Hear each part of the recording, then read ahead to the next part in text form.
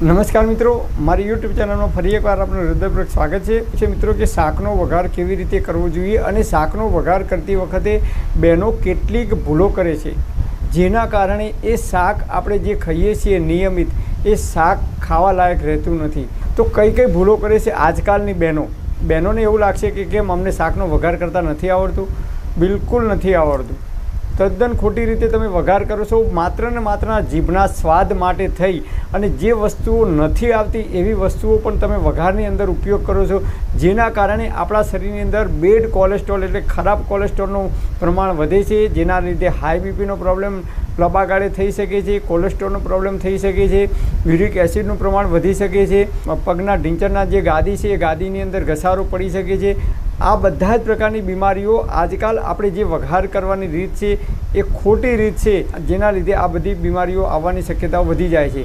તો આજથી 40 કે 45 વર્ષ પહેલાં આપણા વડવાઓ બા કે દાદી જે રીતે શાકમાં વઘાર કરતા હતા અને આજે આપણે જે શાકનો વઘાર કરીએ છીએ એની અંદર રાત દિવસનો ફેર છે.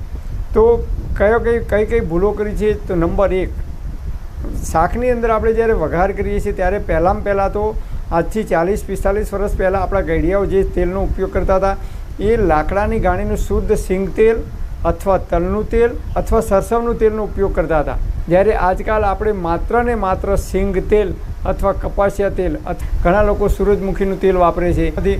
સૂરજમુખીના ફૂલમાંથી કોઈ દિવસ તેલ નીકળે ખરું? તમે ઘરે કાઢી જોજો. અને કપાસિયા તેલ, કપાસ તો આપણે ખાવાની વસ્તુ નથી. સિંગ દાણા ખવાય તો એનું તેલ ખવાય, તલ ખવાય તો તલનું તેલ ખવાય. આમ જે વસ્તુ આપણા બોડીની અંદર આપણે જે કાચી વસ્તુ જે ખાઈ શકીએ, આયુર્વેદમાં કહે છે કે એનું તેલ ખાઈ શકાય. તમે કપાસ કાચા ખાઈ શકતા હોય તો કપાસનું તેલ ખાઈ શકાય. તમે સૂરજમુખીના ફૂલ કાચા ખાઈ શકતા હોય તો એનું તેલ ખાઈ શકાય. આ આયુર્વેદનો સિદ્ધાંત છે. તો આપણે તેલ કયું વાપરવાનું છે? આજકાલ આપણે જે તેલ વાપરીએ છીએ રિફાઇન્ડ અને ડબલ રિફાઇન કરેલું તેલ વાપરીએ છીએ. લાકડાની ગાણીનું શુદ્ધ તેલ વાપરતા નથી. લાકડાની ગાણીનું શુદ્ધ તેલ વાપરવાનો આગ્રહ રાખવો જોઈએ. હવે તેલની અંદર વઘારમાં કઈ ભૂલો કરીએ છીએ? તો વઘાર જ્યારે થાય છે ત્યારે બહેનો આજકાલ મોટાભાગની બહેનો વઘારની અંદર ટામેટું નાખે છે, કાપી અને ટામેટાના ટુકડા નાખે છે. વઘારની અંદર ટામેટાના ટુકડા ક્યારેય નખાય નહીં, કારણ કે ટામેટાને આપણે વઘારમાં નાખીએ એટલે તળાઈ જાય છે, એના ટુકડા છે તળાય છે. ગરમીની અંદર એ તેલ ઉકળે છે, ગરમ થાય છે ને એની અંદર એ ટામેટાના જે ટુકડા છે તળાય છે, એટલે ટામેટાની અંદર જે બીજ હોય છે એ બીજ એની અંદર તળાઈ જાય છે અને બીજ છે એ કઠણ થઈ જાય છે. ટ્રાય કરવો તો કરી જોજો, બીજ અલગ કાઢીને જોજો, એકદમ કઠણ થઈ જાય છે. ટામેટું એ કાચું ખાવાનું આયુર્વેદની અંદર કહ્યું છે. એ ફળ છે, કાચું ફળ ખાવાનું કહ્યું છે. તમે દિવસમાં એક કે 2 કે 3 ટામેટા કાચા ખાઈ શકો છો, પણ આ રીતે વઘાર કરીને કે ટામેટાનું શાક કરીને જો વધારે પડતું ખાવામાં આવે તો આપણા બોડીની અંદર નુકસાન કરે છે. જે લોકોને પથરી થાય એ લોકોને ડૉક્ટર સલાહ આપે છે કે તમે ટામેટાનું શાક ખાવાનું ઓછું કરો અથવા બિલકુલ બંધ કરી દો, કારણ કે ટામેટાને આપણે વઘાર કરીએ ત્યારે એની અંદર જે બીજ છે એ બીજ કઠણ બની જાય છે, એનું બોડીમાં જલ્દીથી પાચન થતું નથી અને ક્યાંક ને ક્યાંક એ પથરી કરવામાં મહત્ત્વનો ભાગ ભજવે છે. એટલે આ રીતે ટામેટાનો વઘારની અંદર ક્યારેય ઉપયોગ કરવો જોઈએ નહીં. ટામેટું કાચું જ ખાવું જોઈએ, અથવા તમારે એ શાકનો વઘાર થઈ જાય પછી એની અંદર તમારે ટામેટું નાખવું હોય તો એ ટામેટાને શેકીને કે બાફીને તમે ખાઈ શકો છો. નંબર 2, વઘારની અંદર બીજી નવી રીત આવી છે કે બહેનો ડુંગળી નાખીને વઘાર કરે છે. તો ડુંગળી પણ કાચી ખાવાનું જ આયુર્વેદમાં કહી છે, તો જ આપણા બોડીની અંદર અદ્ભુત ફાયદા થાય છે કાચી ડુંગળી ખાવાથી. પણ આજકાલ બહેનો સ્વાદ માટે માત્ર ને માત્ર જીભનો સ્વાદ આવે, અમ્મી બને, સારું બને, સ્વાદિષ્ટ બને, એટલા માટે એ લોકો એની અંદર શાકના વઘારની અંદર ડુંગળી નાખે છે. તો ડુંગળી પણ આપણે વઘારમાં નાખીએ ત્યારે તળાઈ જાય છે અને એ તળેલી ડુંગળી છે બોડીને નુકસાન કરે છે. એટલે શેકીને ડુંગળી ખાવી જોઈએ અથવા બાફીને ખાવી જોઈએ, તો એ ડુંગળી આપણા બોડી માટે ખૂબ ઉપયોગી છે. તો શાકના વઘારની અંદર ડુંગળી પણ નખાય નહીં. નંબર 3, શાકની અંદર આપણે જે મરચું નાખીએ છીએ એ મરચાંને બીજ કાઢી અને પછી નાખવું જોઈએ.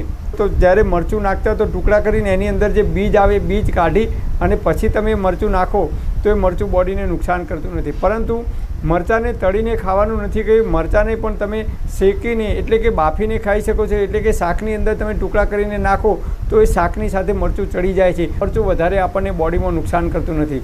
પણ આ રીતે વઘારમાં નાખવું ના જોઈએ, પરંતુ ઉપરથી એ કાચું તમે શાકની અંદર નાખશો તો એ શાકની સાથે ચડી જશે. કારેલાનું શાક બનાવીએ તો બહેનો કારેલાના શાકને અંદર જે બીજ હોય કઠણ થઈ ગયેલા એ બીજ કાઢી નાખવાના હોય તો બીજ કાઢતા નથી, પરંતુ એની જે છાલ છે એ કાઢી નાખે છે. તો કારેલાની છાલ તો ખાવી જ જોઈએ, બોડી માટે ખૂબ ઉપયોગી છે. પણ આજકાલ બહેનો કારેલાની છાલ કાઢી નાખે છે અને એને મીઠામાં પલાળી રાખે છે, એટલે વધારે પડતું સોડિયમ એની અંદર જાય છે અને એ સોડિયમની માત્રા વધવાથી બોડીમાં યુરિક એસિડનું પ્રમાણ વધી શકે છે. તો આ પણ આપણે ભૂલ કરીએ છીએ. અને કારેલાનું શાકની અંદર કડવાશ ઓછી થાય એ માટે ઘણા બહેનો એની અંદર એક મુઠ્ઠી ભરીને કે અડધી મુઠ્ઠી ભરીને જેટલું શાક બનાવ્યું એ પ્રમાણે એની અંદર સફેદ ખાંડ ઉમેરે છે. ખાંડ નથી ઉમેરતા પણ સલ્ફર ડાયોક્સાઇડ એની અંદર નાખી રહ્યા છીએ, એટલે આ પણ આપણે ભૂલ કરીએ છીએ. હવે બટાકાનું શાક બનાવીએ તો બટાકાની છાલ ઉતારી દઈએ છીએ. શક્કરિયાનું શાક બનાવીએ તો પણ શક્કરિયાની છાલ ઉતારવી ના જોઈએ, કારણ કે જેટલા પણ વિટામિન છે, પ્રોટીન છે, કાર્બોહાઈડ્રેટ છે, એ આયુર્વેદમાં કહે છે કે એ જે કંઈ ફળ છે, જે કંઈ શાકભાજી છે એની છાલની અંદર જ આવેલ છે. દૂધીનું શાક બનાવે તો બેનો દૂધીની પણ છાલ ઉતારી નાખે છે, જલ્દી ચડી જાય ને એના માટે. તો આવું ક્યારેય કરવું જોઈએ નહીં. આજકાલ આપણે શાકનો વઘાર કરીએ તો બેનો મીઠું નાખે છે. તો મીઠું આપણે જે બજારમાં આવે છે સફેદ મીઠાનો ઉપયોગ બિલકુલ બંધ કરી દેવો જોઈએ, કારણ કે એની અંદર કેમિકલ નાખવામાં આવે છે. એને રિફાઇન કરવા માટે શક્ય હોય તો બજારમાં જે ગોગળા આખું મીઠું મળે છે, ટ્રેક્ટરની અંદર લારીઓ ભરીને વેચાવા આવે છે, અમદાવાદ, મહેસાણા, ઘણા બધા શહેરોની અંદર. તો એ મીઠાનો ગોગળો જે ઓરિજિનલ દેશી મીઠું આવે છે, જેને સિંધવ મીઠું કહેવામાં આવે છે, જેના પથ્થર હોય છે, ડુંગર હોય છે, એ સિંધવ મીઠુંનો ટુકડો લાવી અને એમાંથી જરૂર પૂરતું આપણે મીઠું ભાગી અને દળી અને એ મીઠું જ ખાવું જોઈએ. તો આ રીતે આપણે શાક વઘારતી વખતે થોડીક કાળજી રાખીશું તો એ શાક ખાવાથી આપણા શરીરની અંદર જે નુકસાન થવાની શક્યતા છે એ નુકસાન નહીં થઈ શકે, પરંતુ એ શાક ખાવાથી આપણા બોડીની અંદર અનેક પ્રકારના વિટામિન્સ અને મિનરલ્સ મળી રહે છે અને આપણને એ શાક ખાવાથી ખૂબ ફાયદો થશે. પરમપિતા પરમાત્મા આપ સર્વેને તંદુરસ્ત અને નિરોગી રાખે એવી હૃદયપૂર્વક મારી પ્રાર્થના. Thanks for watching my video. Thank you.